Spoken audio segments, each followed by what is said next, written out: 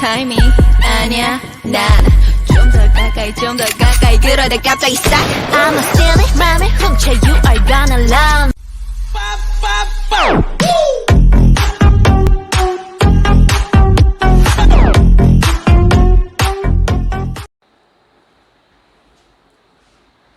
Hi students, कैसे हो आप लोग। होप आप सभी लोग बहुत ही फिट एंड फाइन होंगे। तो स्टूडेंट्स, जैसे कि आपको पता है हम पहले लेक्चर ले रहे थे गूगल मीट और जूम ऐप के ऊपर, तो वहाँ पे बहुत सारी प्रॉब्लम्स हमें आ रही थी, जैसे कि किसी को नेटवर्क का प्रॉब्लम है, किसी को आवाज़ अच्छे से नहीं आ रही है, वॉइस लैग कर रहा है, उसके बाद बहुत सारी दिक्कतें आ रही थी। तो इसलिए हमने डिसाइड किया कि आप आज से हम ऐसे करते हैं कि वीडियो लेक्चर रिकॉर्ड कर उसको यूट्यूब पे अपलोड करके आपको मैं लिंक शेयर कर दूं, तो जिसके वजह से ये बोर्ड क्लियर ना दिखना या रेंज का वगैरह ये प्रॉब्लम नहीं आएगा और आप रिपीट उसको कितने भी बार देख सकते हो। ओके, वो कंसेप्ट्स आपको कितने भी बार आप रिवाइज कर सकते हो, आपके पास लिंक रहेगा, जितने बार चाहो उतने बार आप देख सकते हो। और वीडियो के साथ साथ मैं आपके साथ नोट्स भी शेयर करने वाला हूँ, जो मेरे हैंड रिटन नोट्स है वो भी मैं आपके साथ शेयर करने वाला हूँ पीडीएफ के फॉर्म में। ओके, तो आपको करना ये है कि पहले आपके पास नोट्स आ जाएगी, तो नोट्स आपको राइटिंग करके रखना है। नोट्स के बाद फिर वीडियो आएगा आपके पास, तो वीडियो को फुल कॉन्सेंट्रेशन के साथ देखना है। 2 या 3 दिन के बाद हम ऐसे करेंगे कि मीट के ऊपर या जूम के ऊपर हम ऑनलाइन भी मिलेंगे, जिससे क्या हो जाए, आपके कुछ डाउट्स हो तो वो वहाँ पे हम डिस्कस कर सकते हैं, या फिर यहाँ पे आप कमेंट्स में भी बता सकते हो, या अदर वे से भी मेरे साथ डाउट्स आप शेयर कर सकते हो। ठीक है, तो फुल कंसंट्रेशन के साथ करना, ये बात ध्यान में रखो। ठीक है, तो अभी हम अपना पार्ट 1 का जो फर्स्ट लेसन है ग्रेविटेशन, उसको स्टार्ट कर रहे हैं।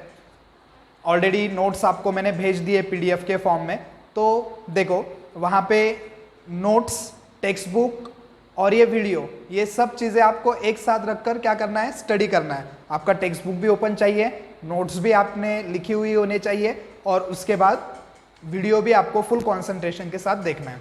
ठीक है, तो चलो स्टार्ट करते हैं।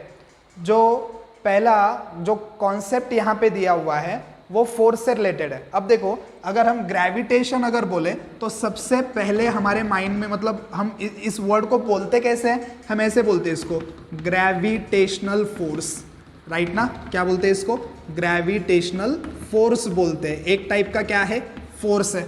ओके, तो सबसे पहले हमें फोर्स क्या है उसको समझना पड़ेगा। ठीक है, तो फोर्स क्या है, एक फिजिकल क्वांटिटी है। एक फिजिकल क्या है, क्वांटिटी। क्वांटिटी क्या होती है, इसके ऊपर मैंने आपको एक वीडियो ऑलरेडी भी शेयर किया है। अगर आपके पास नहीं है तो फिर से डिस्क्रिप्शन में मैं इस वीडियो की क्वांटिटी के ऊपर जो वीडियो मैंने बनाया था उसकी लिंक मैं इस डिस्क्रिप्शन में डाल देता हूं। तो पहले आप क्वांटिटी को समझो।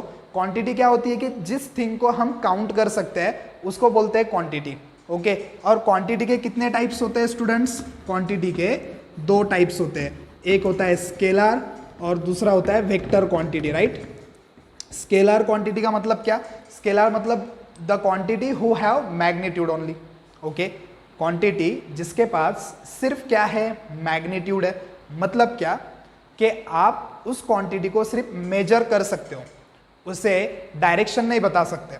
मगर वेक्टर क्वांटिटीज क्या होती है, जिसको मैग्नीट्यूड भी होता है एज वेल एज डायरेक्शन भी। जैसे ये जो अपनी फोर्स क्वांटिटी है, ये क्या है, एक वेक्टर क्वांटिटी है। ओके, तो आप डिटेल में क्वांटिटी के बारे में अगर समझना है आपको तो वीडियो एक बार पहले आप वो देख लेना, फिर बाद में वो वीडियो देखकर फिर से यहाँ से रिज्यूम किया तो भी चलेगा, कोई प्रॉब्लम नहीं। ठीक है, तो फोर्स एक फिजिकल क्वांटिटी है।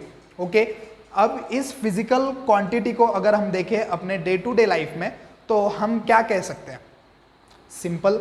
अगर आपको कुछ भी वर्क करना है, कोई भी काम अगर आपको करना है तो क्या लगेगा, फोर्स लगाना पड़ेगा कि नहीं। ओके, फोर्स वो क्वांटिटी है जिससे हम अपने हर एक काम कर सकते हैं।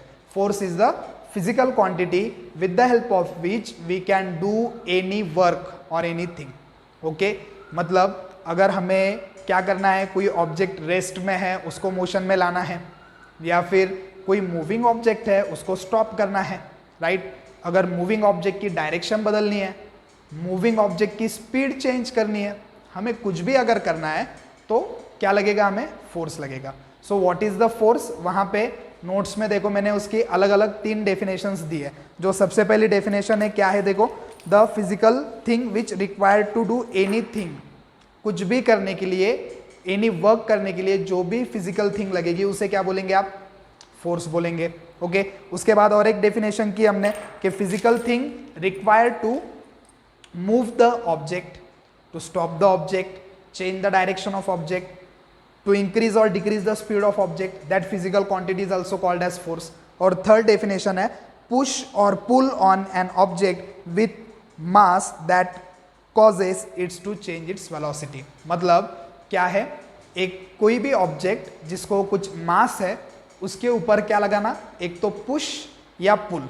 ओके हम क्या करते हैं, कोई भी ऑब्जेक्ट के ऊपर एक तो पुश करते हैं या उसको पुल करते हैं। पर्टिकुलरली जब हम मस्कुलर फोर्स लगाते हैं, ऑब्जेक्ट को मास होता है और उस ऑब्जेक्ट को फोर्स लगाने के वजह से, उस पुश और पुल के वजह से उस ऑब्जेक्ट का क्या हो जाता है, उस ऑब्जेक्ट का जो पोजीशन है वो चेंज हो जाती है, मतलब उसकी वेलोसिटी क्या हो जाती है, चेंज हो जाती है। राइट, ठीक है, तो उसको क्या बोलेंगे हम, फोर्स बोलेंगे। तो इसी डेफिनेशन से हम क्या कर सकते हैं, जो फोर्स का फॉर्मूला है उस फोर्स के फॉर्मूले को हम डिराइव कर सकते हैं। जो थर्ड डेफिनेशन है, देखो क्या है थर्ड डेफिनेशन, पुश और pull on an object having mass, okay, and because of that physical quantity velocity of object change। मतलब फोर्स एक ऐसी चीज है, एक ऐसी फिजिकल क्वांटिटी है जिसके लगाने से, जिसके पुश और पुल से क्या होता है, एक ऑब्जेक्ट जिसको के मास है उस ऑब्जेक्ट की क्या होती है, वेलोसिटी क्या होती है, चेंज होती है। वेलोसिटी क्या होती है, चेंज होती है। कोई बताएगा? अब क्लास में तो नहीं हो बताने के लिए, ठीक है, आदत से पड़ गई पूछने की, फिर भी रिकॉल करो वेलोसिटी चेंज को क्या बोलते हैं। ओके 9th का अगर फर्स्ट चैप्टर पढ़ा होगा आपने कम से कम, तो याद तो होगा ना आपको वेलोसिटी चेंज को क्या बोलते हैं। वेलोसिटी चेंज मतलब क्या, acceleration. The rate of change of velocity is called as acceleration. मतलब क्या होता है, फोर्स मतलब मास इनटू एक्सेलरेशन होता है। क्या होता है, mass into acceleration. Okay force is equal to, therefore force is equal to mass into acceleration. और इसको अगर हम शॉर्ट में लिखे तो F is equal to mass into acceleration, F is equal to M into A. Okay ये इसका formula है। उसके बाद इसका एसआई यूनिट क्या होगा, नेक्स्ट कॉन्सेप्ट दिया है हमने एसआई यूनिट वाला। तो मास का एसआई यूनिट क्या है, मास का एसआई यूनिट है किलोग्राम, और जो एसआई यूनिट है एक्सेलरेशन का वो है मीटर पर सेकेंड स्क्वायर।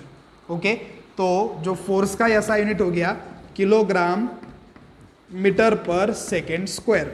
आप मल्टीप्लाई के साइन को ऐसे डॉट से भी इंडिकेट कर सकते हो, कोई प्रॉब्लम नहीं, ठीक है। अब एक किलोग्राम मीटर पर सेकेंड स्क्वायर को ही क्या करते हैं, एक और यूनिट है एसआई यूनिट जिसे हम बोलते हैं न्यूटन। क्या बोलते हैं, न्यूटन, क्योंकि न्यूटन ने इसके ऊपर वर्क किया है। न्यूटन के ऑनर में फोर्स का एसआई यूनिट किलोग्राम मीटर पर सेकेंड स्क्वायर तो है ही, मगर क्या है, न्यूटन भी है, क्योंकि ये जो बाबा न्यूटन है इनके वजह से ही, मतलब जितने भी फिजिक्स के कॉन्सेप्ट्स है ये बाबा न्यूटन के वजह से ही आए हैं। और जो रह गई थी थोड़ी बहुत कसर तो आइंस्टाइन ने पूरी कर दी, और बहुत सारे जो साइंटिस्ट है इन्होंने ये मैथमेटिकल डेरिवेशंस हमें दिए हैं, ठीक है।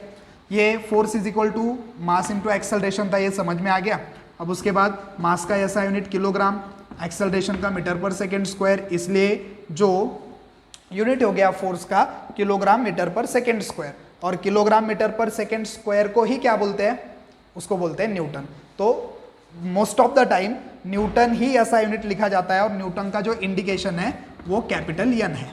ओके ये आपको ध्यान में रखना है। अब उसके बाद नोट्स में हमने दिया है जो आपका फर्स्ट क्वेश्चन है पेज नंबर 1 के ऊपर। क्या है question, what are the effects of force acting on an object. Object के ऊपर अगर फोर्स लगाया जाए तो उस ऑब्जेक्ट के ऊपर क्या उसका इफेक्ट होता है। सिंपल सी बात है कि अगर एक कोई भी ऑब्जेक्ट है, जस्ट इमेजिन करो कि आपने देखा होगा मतलब छोटे बच्चे होते हैं और उनके पास उनकी छोटी सी साइकिल होती है, तो देखा होगा आपने साइकिल खड़ी हुई है, ये जो भी होता है उनका खेलने का जो क्या कहेंगे हम, साइकिल टाइप ही होता है, ठीक है। तो वो मतलब ऑब्जेक्ट क्या है, स्टेडी है, रेस्ट में।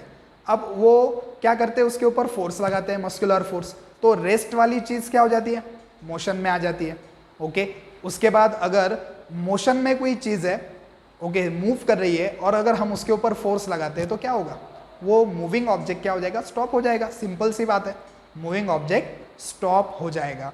उसके बाद अगर ऑब्जेक्ट मूविंग है और हमें डायरेक्शन चेंज करनी है, फॉर एग्जांपल साइकिल चला रहे हो आप, बहुत स्पीड में साइकिल चला रहे हो और सामने से बाइक आ जाती है, ओके, या फिर कोई पर्सन आ जाता है, तो हम क्या करते हैं, तुरंत ही अपनी साइकिल की डायरेक्शन या बाइक वगैरह है उसकी डायरेक्शन चेंज कर लेते हैं, ब्रेक लगाते हैं, फोर्स लगाकर हम ब्रेक लगाते हैं। मतलब क्या, हम ऑब्जेक्ट के स्पीड को क्या कर रहे हैं, कम कर रहे हैं, फोर्स लगाकर डायरेक्शन को चेंज कर रहे हैं। एक्सेलरेटर देकर क्या कर रहे हैं, स्पीड को इंक्रीज कर रहे हैं। तो इफेक्ट ऑफ फोर्स क्या होगा, सिंपल सी बात है, यहाँ पे जो क्वेश्चन पूछा है, क्या क्वेश्चन पूछा हुआ है कि इफेक्ट ऑफ फोर्स क्या है, इफेक्ट ऑफ फोर्स, जो क्वेश्चन पूछा है यहाँ पे, इफेक्ट ऑफ फोर्स।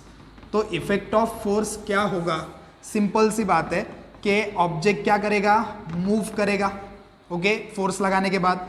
उसके बाद सेकेंड थिंग क्या, मूविंग ऑब्जेक्ट क्या कर सकते हैं हम, स्टॉप कर सकते हैं। अगर हमें डायरेक्शन चेंज करनी है किसी ऑब्जेक्ट की तो किससे होगी, फोर्स से होगी। उसके बाद अगर हमें स्पीड क्या करनी है किसी ऑब्जेक्ट की, इंक्रीज करनी है तो फोर्स लगाना पड़ेगा, स्पीड को डिक्रीज करना है फिर भी फोर्स लगाना पड़ेगा। ऐसी कौन सी चीज़ है जो करने के लिए फोर्स नहीं लगाना पड़ता। हर एक कोई भी वर्क हो, मतलब फिजिकली, हाँ, फिजिक्स में कोई भी वर्क हो, वर्क की जो डेफिनेशन है उसके अकॉर्डिंग कोई भी वर्क हो, उस वर्क को करने के लिए क्या लगता है, फोर्स लगता ही है। तो फोर्स के इफेक्ट इतने सारे हैं और बहुत से हम बता सकते हैं, रेगुलर लाइफ के बहुत से एग्जांपल और दे सकते हैं। कुछ जनरल थिंग्स है कि मूव करना ऑब्जेक्ट को, मूविंग ऑब्जेक्ट को स्टॉप करना, डायरेक्शन को चेंज करना, स्पीड को इंक्रीज करना, स्पीड को डिक्रीज करना, ये कुछ नॉर्मल इफेक्ट्स है। उसके बाद हम साइज और शेप भी चेंज कर सकते हैं, ओके, साइज और शेप भी चेंज कर सकते हैं। फिल्मों में देखा होगा आपने, ऐसे हीरो होता है जेल के अंदर बंद और उसे अचानक से ऐसे खबर मिलती है कि विलन ने उसके घर वालों पर अटैक कर दिया है, तो तुरंत ही अपना फोर्स लगाकर ऐसे क्या कर देता है, वो जो सलाखें होती है जेल की उसको तोड़कर निकल जाता है, ओके। तो वहाँ पे न्यूटन्स के लॉ नहीं अप्लाई होते फिल्मों में, तो मतलब फिजिक्स की तो बैंड बजी होती है, ठीक है, जाने दो। तो सिंपली क्या, वहाँ पे मुझे एग्जांपल ये बताना था आपको कि वो जो सलाखें होती है, स्ट्रेट रॉड जो होते हैं, उनका जो शेप है वो चेंज हो जाता है, राइट। अगर हमें साइज चेंज करनी है किसी ऑब्जेक्ट की, शेप चेंज करना है तो क्या करेंगे, फोर्स लगाएंगे, ओके। आपने ब्लैक स्मिथ को देखा होगा, क्या करते हैं वो, एक बड़ा सा हथौड़ा होता है उनके पास, ओके, और उससे वो क्या करते हैं, हैमरिंग करते हैं, हैमरिंग मूवमेंट, ओके। लोहार वगैरह जो होते हैं ना, वो शेप को चेंज कर देते हैं, ओके। वो बहुत से ऐसे चीज़ें हैं कि जिनका शेप और साइज फोर्स से ही क्या होता है, चेंज होता है, ओके। तो मतलब हर एक चीज़ करने के लिए क्या लगेगा, फोर्स लगेगा, सिंपल सी बात है। उसके बाद जो नेक्स्ट क्वेश्चन पूछा है वहाँ पे आपको, what types of forces are you familiar with, आपको कौन से फोर्सेस है कि जिनके साथ आप फैमिलियर हो, जिनके साथ आपका रोज का उठना बैठना है, फ्रेंड है आपके वो फोर्स, ओके। इसका मतलब क्या कि उठना बैठना नहीं, इसका मतलब ऐसे है कि कौन से फोर्सेस है जो रेगुलर लाइफ में हमें दिखाई देते हैं। तो बहुत सारे फोर्सेस आपने देखे होंगे। जनरल सबसे पहला हमारा मस्कुलर फोर्स, हमारे मसल्स होती है, उसके हेल्प से हम बहुत सारे काम करते हैं। उसके बाद आपने देखा होगा मशीन से लगने वाले फोर्स, जिसे हम मैकेनिकल फोर्स बोलते हैं। आपने मैग्नेट का फोर्स देखा होगा, आपको एक ग्रेविटेशन का भी फोर्स पता ही है, ओके। ग्रेविटेशन भी आपको पता है कि ग्रेविटेशन भी एक टाइप का क्या है, फोर्स है। बट एक्चुअली देखो, फोर्स को दो कैटेगरी में क्लासिफाई किया जाता है, एक होता है कांटेक्ट फोर्स और दूसरा होता है नॉन कांटेक्ट फोर्स, ओके। क्या, कांटेक्ट फोर्स और दूसरा नॉन कांटेक्ट फोर्स। तो कांटेक्ट फोर्स से क्या होता है, जो दो ऑब्जेक्ट है वो कांटेक्ट में आते हैं, ओके, और नॉन कांटेक्ट में ऑब्जेक्ट्स का कांटेक्ट नहीं आते हुए भी वर्क हो जाता है, मतलब विदाउट कांटेक्ट वहाँ पे फोर्स लगता है। तो पहले हमने नोट्स में कांटेक्ट फोर्स के एग्जाम्पल दिए हैं और बाद में नॉन कांटेक्ट फोर्स के एग्जाम्पल है। वो एक डायलॉग अभी याद आ गया मुझे, पहले बोलने वाला था मैं, वो जो अपना शेप और साइज का चल रहा था ना, कि हम फोर्स लगाकर शेप और साइज को चेंज कर देते हैं। वो सनी देओल का फेमस डायलॉग पता होगा आपको, ये मजदूर का हाथ एक आतिया, है कि नहीं, याद आया होगा कि ये क्या कुछ तो है ना ऐसे कि लोहे का आकार बदल देता है, लोहे को पिघलाकर उसका आकार बदल देता है। ओके, तो यहाँ से भी आप फिजिक्स सीख सकते हो। ओके, फिल्मों से भी, और आपके आजू बाजू के बहुत सारी चीज़ें हैं जिनसे आप क्या कर सकते हो, फिजिक्स सीख सकते हो। It's okay. तो फोर्स के टाइप कितने हैं? 2, कॉन्टैक्ट और नॉन कॉन्टैक्ट। कॉन्टैक्ट में क्या होता है, चीज़ों का कॉन्टैक्ट आता है, और नॉन कॉन्टैक्ट में क्या होता है, विदाउट कॉन्टैक्ट वर्क हो जाता है। ओके, तो कॉन्टैक्ट के एग्जांपल देखते हैं। सबसे पहला क्या है, मस्कुलर फोर्स। अब मस्कुलर फोर्स क्या है, सिंपल, अपने बॉडी से, बॉडी के पार्ट से और उनके अंदर जो मसल्स है उनके हेल्प से हम जो वर्क करेंगे उसे क्या कहेंगे हम, मस्कुलर फोर्स। उसके बाद फ्रिक्शनल फोर्स। फ्रिक्शनल फोर्स क्या होता है कि वहाँ पे डेफिनेशन दी है, force which produce by the two surfaces of a two different object that are in contact with each other. के जब कोई दो सर्फेसेस एक दूसरे के ऐसे कॉन्टैक्ट में आते हैं और मूव करते एक दूसरे के अगेंस्ट, मतलब एक आगे तो दूसरा कैसे पीछे। सिंपल, कोई भी दो चीज़ें जो कांटेक्ट में होगी उनके बीच में क्या डेवलप हुआ होगा, फ्रिक्शनल फोर्स। ओके, जैसे फॉर एग्जांपल विराट कोहली ने ऐसे स्ट्रेट ड्राइव लगाई, स्ट्रेट ड्राइव लगाने के बाद बॉल जो है कभी कभी क्या होती है, बाउंड्री तक जाने से पहले ही रुक जाती है। या फिर कमेंट्रेटर्स को आपने सुना होगा कि इस ग्राउंड की आउटफील्ड बहुत फास्ट है, इस ग्राउंड की आउटफील्ड स्लो है। इसका मतलब क्या कि अगर घास कम होगा तो आउटफील्ड फास्ट हो जाएगी, और घास ज़्यादा होगा तो क्या हो गई, आउटफील्ड स्लो हो जाएगी। तो घास कम है तो बॉल फास्ट क्यों जाता है, जब बैटर बॉल को हिट करता है तो बहुत ही फास्ट बॉल बाउंड्री तक चले जाता है। हम बात कर रहे हैं कि बॉल ग्राउंड से जा रहा है। ओके, नहीं तो आप इमेजिन करोगे सिक्सर के बारे में।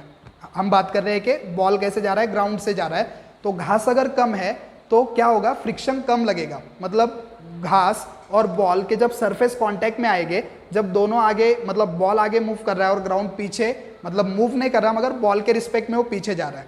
एक्चुअली आपने रोड के ऊपर भी देखा होगा ना, अगर आप बाइक या साइकिल चलाते वक्त अगर आप नीचे देखते हो तो ऐसे लगता है कि रोड पीछे जा रहा है। एक्चुअली रोड जहाँ का वही है, हम आगे जा रहे हैं तो हमारे रिस्पेक्ट में रोड पीछे है। वैसे ही बॉल आगे आगे जा रहा है, ग्राउंड उसके रिस्पेक्ट में पीछे है। तो दोनों चीज़ें कांटेक्ट में है और एक दूसरे के अगेंस्ट मूव कर रही है। तो घास अगर कम है तो फ्रिक्शन कम है, इसलिए बॉल फास्ट चला गया।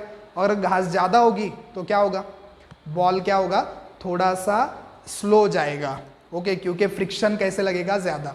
आपने साइकिल तो आपने चलाई होगी। ओके, अब आप जब साइकिल चलाते हो और आपके साइकिल का जो पीछे वाला जो टायर है बहुत पुराना हो जाता है तो अपने आप स्लिप करने लगता है। ओके, क्यों, क्योंकि फ्रिक्शन कम हो जाता है।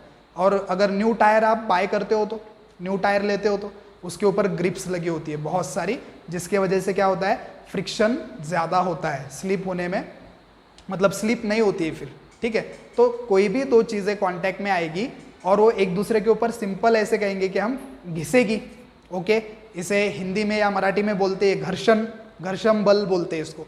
घिसेगी एक दूसरे के ऊपर, एक दूसरे के अगेंस्ट मूव करेगी, तो इसको क्या बोलेंगे हम, फ्रिक्शनल फोर्स। तो कांटेक्ट फोर्स ये भी।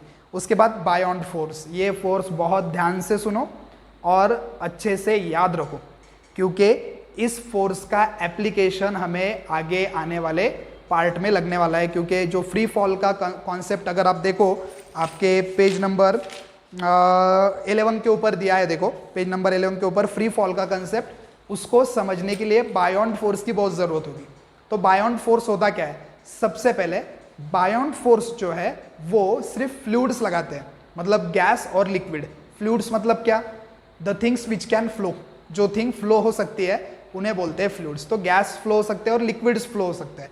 तो गैस और लिक्विड में जो फोर्स लगता है उसे बोलते हैं बायोंड फोर्स। मतलब क्या कि ऑब्जेक्ट अगर नीचे जाने को ट्राई कर रहा है तो फ्लूइड्स उसे क्या करते हैं, अप साइड क्या करते हैं, फोर्स लगाते हैं। ओके, तो सिंपल, आप अगर स्विमिंग पूल में अगर गए होंगे, ओके, आप लोग स्विमिंग पूल में या फिर गांव में अगर आप ऐसे कोई रिवर है या कोई छोटा सा ऐसा कोई चीज़ है, तालाब वगैरह, उसमें अगर गए होंगे, आप पानी में अगर उतरे होंगे तो आपको समझ में आया होगा कि पानी क्या कर रहा है, वाटर क्या कर रहा है, आपको ऐसे अप साइड पुश कर रहा है। मतलब जब ऑब्जेक्ट डाउन साइड जाता है उसके अंदर तो वो क्या करता है, लिक्विड या गैस भी क्या करते हैं, अप साइड फोर्स लगाते हैं। तो इसको क्या बोलते हैं हम, बायोंड फोर्स। वहाँ पे डेफिनेशन देखो कि the force that causes an object to float in fluids, मतलब फ्लूइड्स के अंदर, गैस या लिक्विड के अंदर तैरते रहने के लिए, फ्लोट करने के लिए, स्विमिंग करने के लिए जो हेल्प करता है फोर्स, वो कौन सा फोर्स है, बायोंड फोर्स है। उसके बाद टेंशन फोर्स। टेंशन फोर्स क्या है, सिंपल कि अगर एक वायर या कोई एक स्ट्रिंग है या फिर रबर है, उसको दोनों साइड से ऐसे फोर्स लगाया, तो दोनों साइड से ऐसे खींच के रखा इक्वल और अपोजिट डायरेक्शन में, तो क्या होगा, उस स्ट्रिंग के अंदर, उस वायर के अंदर क्या प्रोड्यूस हो जाएगा, टेंशन फोर्स। कौन सा फोर्स, टेंशन फोर्स। ये भी कांटेक्ट फोर्स है, क्योंकि इधर से भी कांटेक्ट है उसको, इस साइड से भी कांटेक्ट है, और ऐसे खींच के रखा हुआ है, तो टेंशन फोर्स है उसके अंदर। तो ये टेंशन फोर्स। अब ये हो गए कांटेक्ट फोर्स के एग्जाम्पल। अब आगे देखते हैं नॉन कांटेक्ट फोर्स के एग्जाम्पल। ठीक है, अगर बोर हो रहा होगा ऐसे, मतलब हम जब क्लास में होते हैं तो चलता है थोड़ा बहुत मजाक वगैरह करना, बातचीत करना, ओके, तब मतलब ऐसे ये होता है, टाइम निकल जाता है, बोर नहीं लगता है ज़्यादा। अब ऐसे कंटिन्यूअसली देख रहे हो आप वीडियो, तो मे बी आपको बोर हो सकता है। तो अगर आपको, अभी मैं बार बार नहीं बताऊंगा, जब भी आपको ऐसे लगे कि अभी ज़्यादा हो रहा है, ऐसे 5 मिनट देखने के बाद, 10 मिनट देखने के बाद आपको लगे कि थोड़ा बोर हो रहा है, तो 2 मिनट स्टॉप कर दो और 2-3 मिनट के ब्रेक लेके फिर से देखो, मगर मिस मत करो, ओके। पूरा वीडियो देखना है कंपलसरी। देखो उसके बाद examples of non contact force. सबसे पहले मैग्नेटिक फोर्स। मैग्नेटिक फोर्स क्या, जो फोर्स मैग्नेट से लगेगा उस फोर्स को क्या बोलेंगे हम, मैग्नेटिक फोर्स। उसके बाद इलेक्ट्रिक फोर्स। इलेक्ट्रिक फोर्स में क्या, पॉजिटिव चार्जेस अगर होंगे तो अट्रैक्ट हो जाएंगे, पॉजिटिव चार्ज होंगे तो रिपल्शन होगा, निगेटिव चार्ज होंगे तो रिपल्शन होगा, ओके। क्या होता है, पॉजिटिव में क्या होता है, रिपल्शन, निगेटिव में भी क्या होता है, रिपल्शन। इन दोनों में क्या होगा, रिपल्शन मतलब क्या, कि दूर चले जाना एक दूसरे से, एक दूसरे को रिपेल कर देंगे। और अगर पॉजिटिव निगेटिव है तो क्या होगा, अट्रैक्शन। पॉजिटिव निगेटिव में क्या होगा, अट्रैक्शन। तो चार्जेस को क्या मतलब कांटेक्ट में नहीं आना पड़ता, पॉजिटिव को रिपेल करने के लिए कांटेक्ट में नहीं आना पड़ता उनको।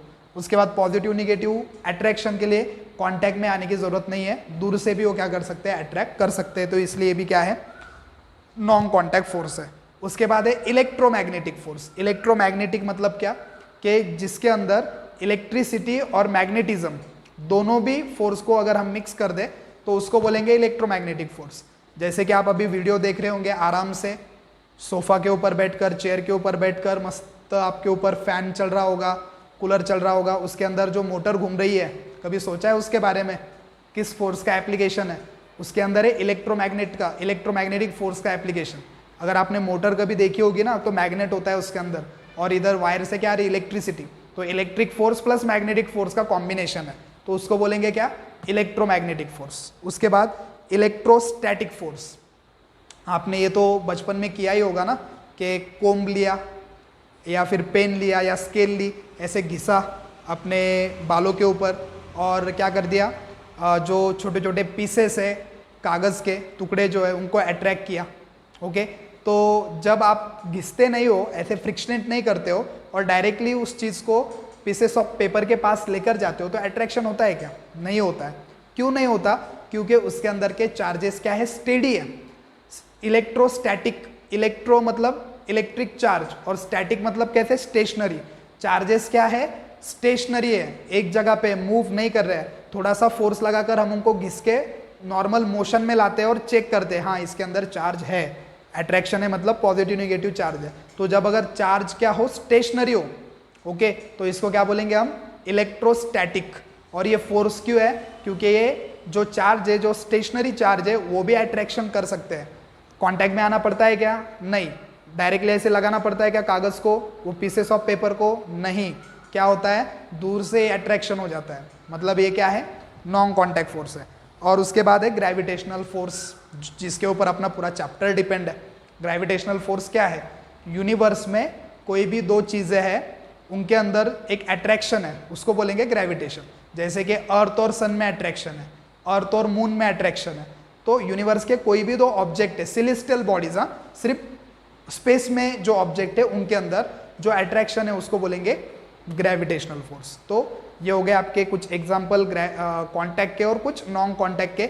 इतना डिटेल में ना आपको डाइजेस्ट में मिलेगा आंसर, मतलब इस क्वेश्चन का, ना आपको किसी नोट्स में मिलेगा। ये हमने हैंड रिटन जो नोट्स दिए आपको, इसके अंदर सभी डिटेल में आपको आंसर है। हाँ, ये आपको ऐसे नहीं कि लर्न करके रखना है एग्जाम में आएगा, नहीं, ये एग्जाम में नहीं आने वाला आपको, डेफिनेटली ये एग्जाम में नहीं आएगा, मगर इन कॉन्सेप्ट्स के ऊपर आपके जो फिजिक्स के लेसन है वो डिपेंड है, तो समझना है इनको। उसके बाद आगे क्वेश्चन पूछा है, देखो, what do you know about the gravitational force. आपका पेज नंबर 1 के ऊपर जो थर्ड क्वेश्चन है, what do you know about the gravitational force. तो क्या पता है आपको ग्रेविटेशनल फोर्स के बारे में। देखो, दो वर्ड्स होते हैं, gravity and gravitational force. Gravity क्या होती है, जो अर्थ और अर्थ के कोई भी ऑब्जेक्ट है इनके अंदर जो अट्रैक्शन है इसको बोलते हैं ग्रेविटी, और स्पेस में के कोई भी ऑब्जेक्ट्स है इसको बोलते हैं हम क्या, ग्रेविटेशनल फोर्स। ओके, देखो वहां पे आंसर में दिया है मैंने, earth attracts each and every object towards itself is called as gravity. Earth क्या करती है, हर एक ऑब्जेक्ट को खुद की ओर अट्रैक्ट करती है, तो इसको बोलेंगे हम क्या, ग्रेविटी।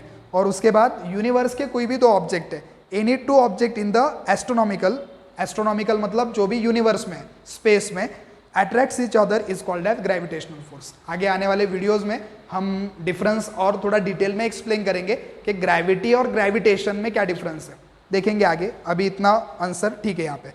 अब इसके बाद है न्यूटन्स लॉज ऑफ मोशन।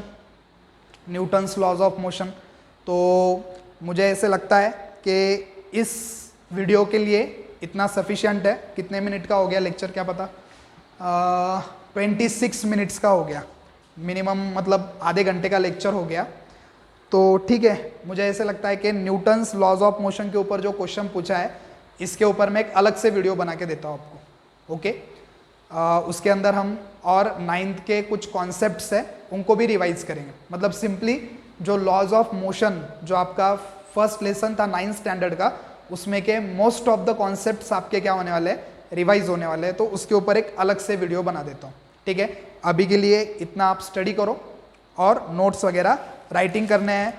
और इसके ऊपर आपको अगर कुछ डाउट है, मैंने कहाँ तक एक्सप्लेन किया आपको, ऊपर के 3 क्वेश्चन एक्सप्लेन हुए बस, लेसन स्टार्ट नहीं हुआ, लेसन नहीं स्टार्ट हुआ अभी, सिर्फ जो 3 क्वेश्चन है ऊपर के वो एक्सप्लेन हुए और कुछ एक्स्ट्रा इन्फॉर्मेशन मैंने बताई। ओके, तो ठीक है, आपको अच्छे से कंसंट्रेशन से वीडियो देखना है। हम मिलते हैं आगे वाले वीडियो में, उसमें Newton's laws of motion explain करेंगे और कुछ 9th स्टैंडर्ड के और जो कॉन्सेप्ट्स है उनको भी रिवाइज करेंगे, जो हमें इस लेसन में लगने वाले हैं पर्टिकुलरली, उनको भी हम रिवाइज करने वाले हैं। ओके, अप टू देन अच्छे से स्टडी करो। चलो बाय बाय।